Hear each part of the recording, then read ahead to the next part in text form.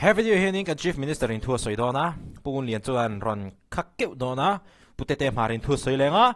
atopa opposition an chuak taw don ani hemi chungcha he kan react don ani Mizoram Youth Commission Bill 2025 ni ta in ka ria khami kha an chai ani empo ni se video kan react kan ma hianin skin line hi dermatology sina mishing vuntana a thaber tura aduan ani heta hianin discount code kan ya 25% discount na incha theina tur ga discount code Jaz Hmar 25 mang hianin comment section a khwanin acha theina tur link kapin don ani tin a hmuna in leidu chuanin Millennium Center A6 ground floor Zocare Clinic registered pharmacist vilna hnoya Skinline brand products zongzong hi Jaz Hmar 25 in fatike wanga 25% discount in leivek theibok ani le kan react nang so mang pu speaker kalome kan sia dan khan MOC act settings kan di chalawang kum sam paru kalta sanhile pariata MNF sarkar lo siam ania an siam lai an thin lung niong tak kha tin zon thai alang chiang in ka ria he dan di siamela athok tu la ko ngai ro chuan dan le rayang ba be chanong lo sela kan du to kan la theina ni siamang kan du tu na kan ban thei turin eng bai min pol lo turin he dan ni siamang an ti ni phot turania ten sum le pai po duang kan sok koi thei turin audit po hi ti lovang an ti bok ani sutiang thin lung atanga he dan hilo pian chuak ania ha chu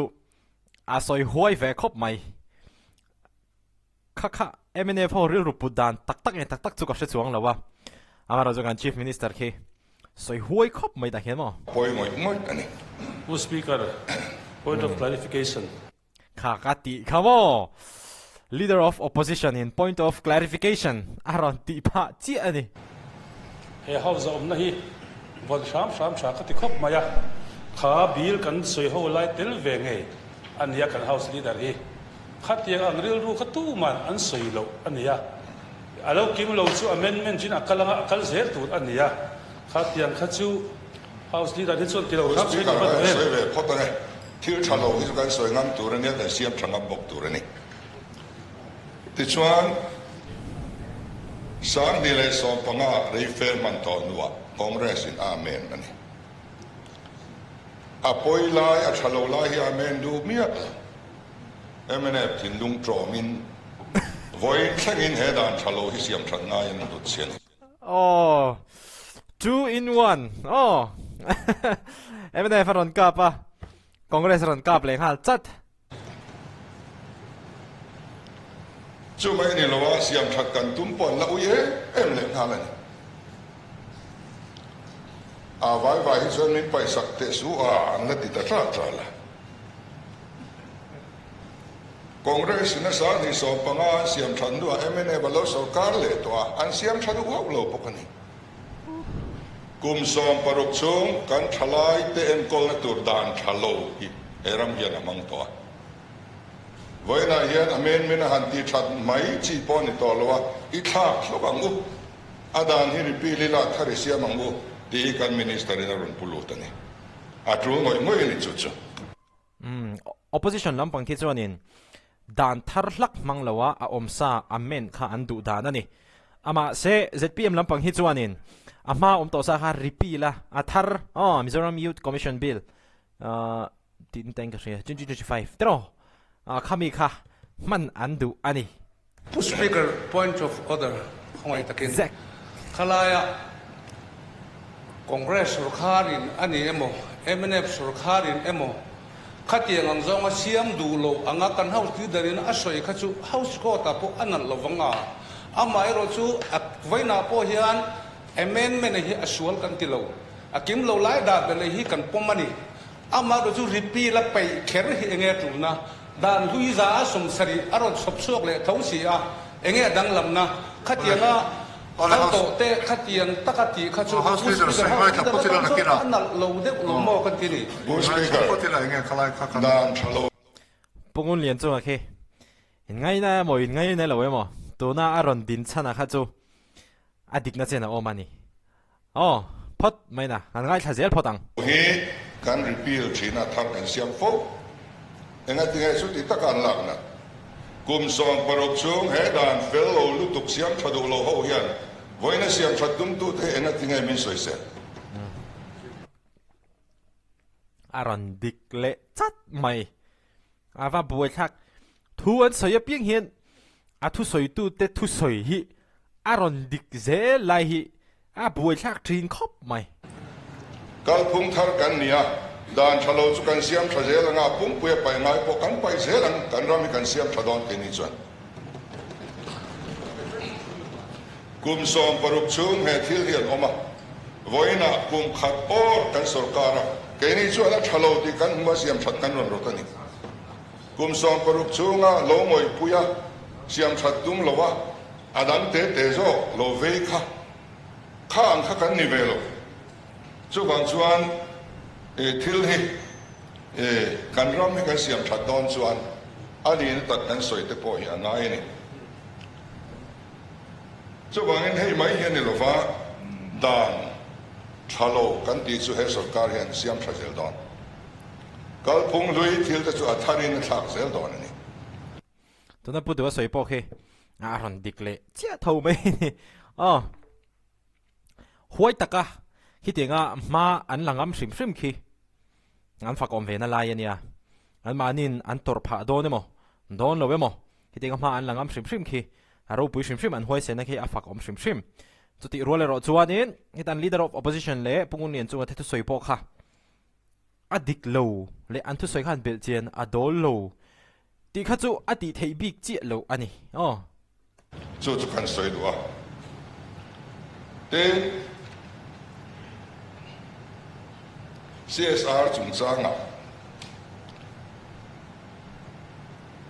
CSR te pon khoi theina tur provision heta hiana oma CMO min centralized ya tiania CMO hian department te thunei na kan lak sak mia lo kan pui zok le voina yan department rang ten CSR an hu tam thein turin Bangalore meeting te kan zuk maya India rama company lian CSR pe chuak thin te kan ko khoma Mizoram tan an sung te ron mang turin kwa kan zuk hrewa tunai ena result kan hu me kan ni chunga kan mu chua te chu a khoi tu department te ne na te kan penga department te nan ron rem thria ta ron ti chua te po department dang in chu ve kan lo ti ve a lo ni palta ka lo regulate mai tur khan kan ram ta na tangkai na tur ngai tuin kan regulate mai ani an zalen na kan chu saklova kan pui zok ani ti kha kan soi du tin pu speaker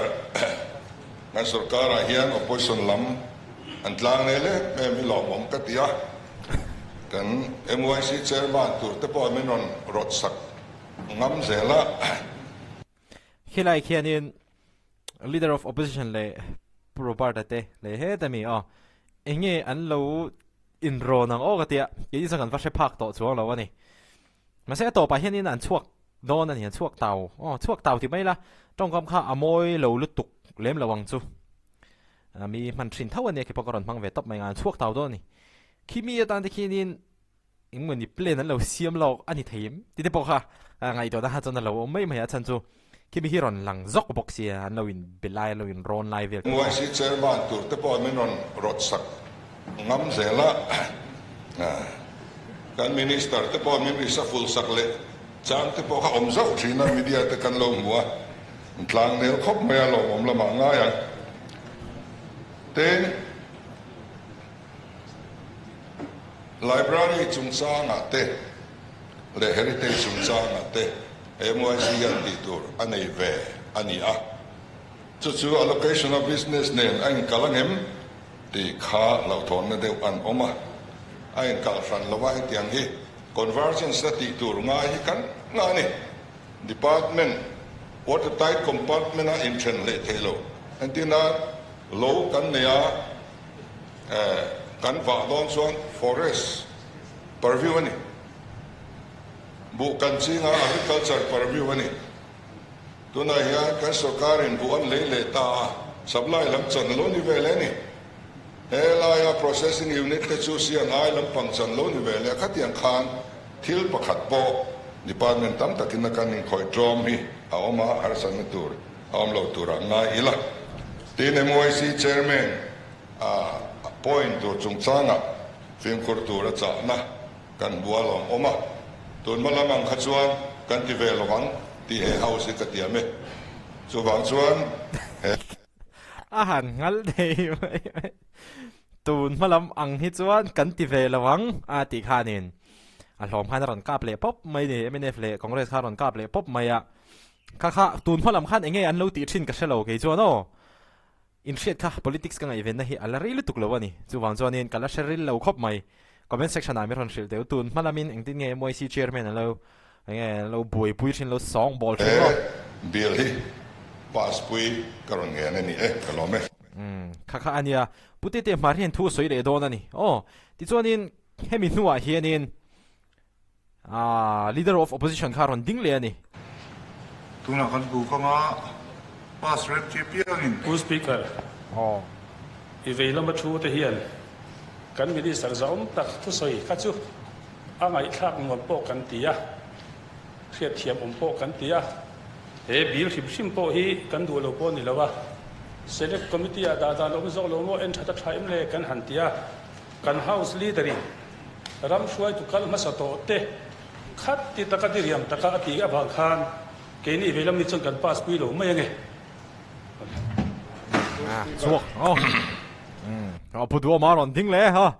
zep lo chuanin kan chief minister khan tawngkam kha chu mang na ve ang reng khop mai sarkar masa te hloi tu phasa te a saida ha chamo ana ve de usha ni lelam congress te MNF tan te ha chuanin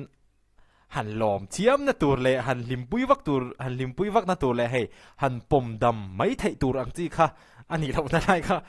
om ve ni a hri thiam om ve thau mai eng dan po du poisa man theina dan audit tel lo le ana top tu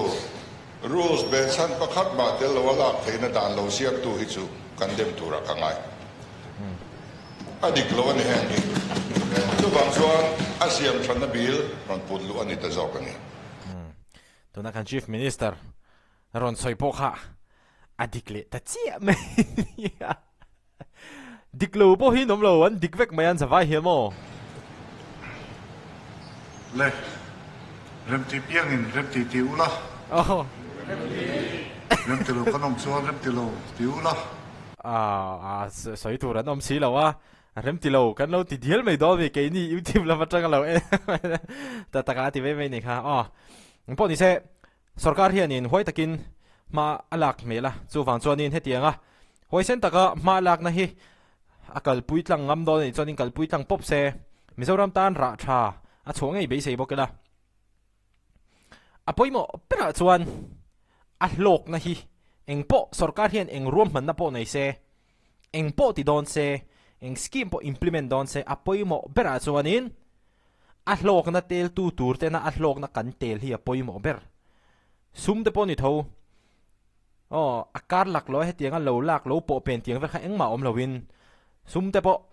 poisa te po adong tu tur dik tak te hian a zawain kan chan pol theu khadong vekila kha poimo ber chuan an sarkar te po mi pui ina kan thlan tin an nia chu wang chuanin mi pui tan thei top han chhuwa zel te u sarkar chaw lo po opposition te po ruling khal ngil tur in nia chu wang chuanin thei top kha han chhuwa tlang zel te u